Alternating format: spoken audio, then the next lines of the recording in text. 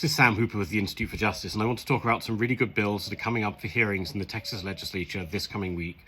So I'm going to be testifying in the Senate Local Government Committee tomorrow, that's Monday, on three really good housing bills. The first is Senate Bill 15 by Senator Bettencourt. This would reduce the minimum lot size for new greenfield developments. So any new subdivisions that are being built, they could be a lot smaller. Cities couldn't require that they are any bigger than 1,400 square feet, which is kind of the gold standard. That's what we see in Houston, which famously doesn't have zoning and as a result is able to build a lot more, have lower house prices, more housing availability as a result. Also testifying in support of Senate Bill 840 by Senator Brian Hughes. This would permit more mixed use and multifamily developments to take place in areas that are currently zoned for commercial. So you can have those kind of nice mixed-use commercial residential areas like you have in a lot of cities that people want to visit for tourism and so on. That can be really good.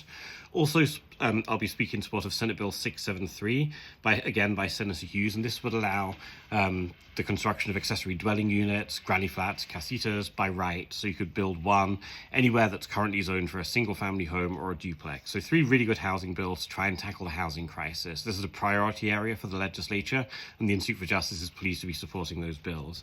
On Wednesday, I'll be back at the legislature speaking to the Senate Health and Human Services Committee in support of Senate Bill 541 by Senator Colthurst. And this is a cottage food bill. So making it easier for people to sell homemade food they've made in their home kitchens to the public.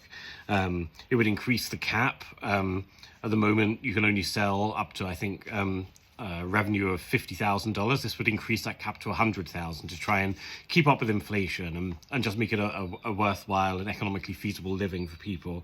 It would allow direct-to-consumer sales, and it would also create a category called cottage food vendors as well, who could then sell some of this homemade kitchen food to the public. So good for economic liberty, good for consumers as well.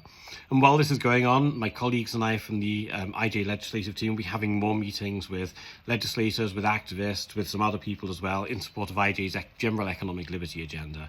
And there are some other really good bills that have been assigned committees but don't have hearings yet. One of which is House Bill 710 by Representative Harrison. This is a universal license recognition bill, so making it easier for people that come into the state who are maybe licensed to perform their occupation, whether it's hairdressing, barbering, beauty, cosmetology, whatever it might be. If they're licensed in another state and they've been doing it for a year or more, then they should be able to automatically port that across to Texas as long as the scope of practice is similar.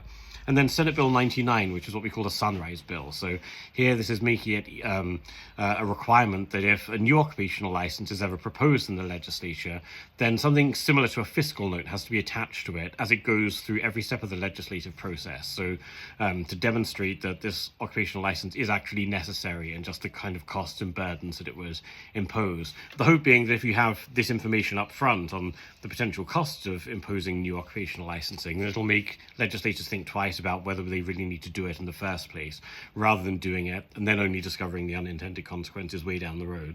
And finally, House Bill 2683. This is a food truck freedom bill, again by Representative Harrison, a really good bill that would introduce a single statewide permit for food trucks. At the present time, food trucks are regulated by individual cities, all of whom can impose their own food handling inspections and requirements, fire safety inspections and requirements. And as you can imagine, that gets really expensive really fast if you're operating in more than one place, if you travel, as a lot of food trucks do, particularly if you're somewhere like Dallas-Fort Worth or the San Antonio region, where there's lots of abutting jurisdictions and municipalities within a very small area in your home turf, when you might have to apply for 10, 15 different licenses just to operate within your own metro area. This will create a single statewide license.